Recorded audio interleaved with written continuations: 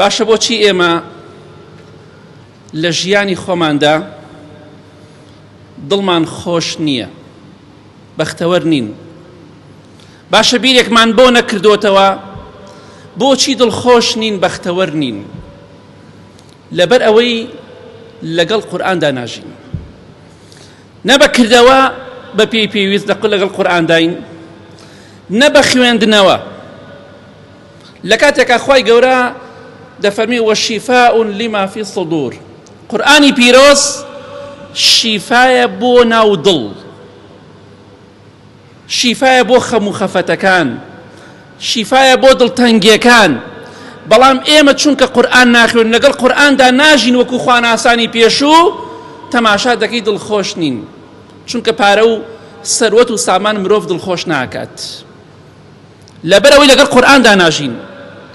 خۆشەویستی خوا صلی الله عليه وسلم دوعای دەکرد لە صحیح تەرغیب هاتۆ دەیفەرموو خوایە گیان أن تجعل القرآن ربيع قلبي ونور صدري وجلاء حزني.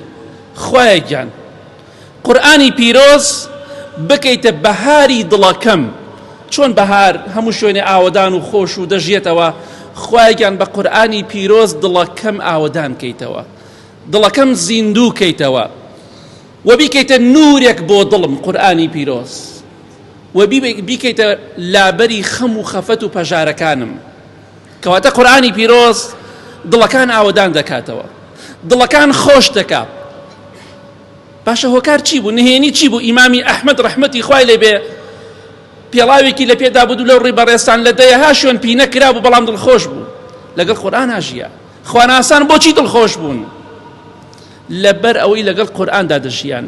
بەڵام ئێمە چونکە پشتمان لە قورئان کردووە کەمیا زۆر، هەمووکو خوێندنەوە، هەمووکو کردەوە پێکردن، ژیانمان پڕە لە خەم و خەفەت و پەژارە. مناڵەکانمان لە ئێمە خەم و خەفەتیان زیاترە، چونکە ڕێگای خوامان نەگرتووە. مانگی ڕەمەزان قورئان دەخوێن، دوای مانگی ڕەمەزان ئاگامان لە قورئان نامێنێ. چەندێکتان لە مانگی ڕەمەزانەوە تا ئێستا خەتمی قورئانتان کردووە؟ ئەوانەتان کە قورئان دەزانن، دەی بە خۆتا بچۆرەوە.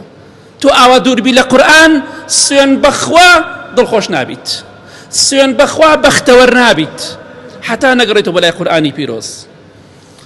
دکتۆرێکی دەرونی نەفسی دەڵێ هەموو خەڵکی سەردانی منی کردووە، هەموو جۆرەکانی خەڵک، شەهادەدار، بێ شەهادە، بە ئەنواعی جۆری شەهادەکانەوە، بە ئەنواعی جۆری خەڵکیەوە سەردانی منیان کردووە لە هەموو نەوع و جۆرێک، ئیلا ئەهلی قورئان نەبێ.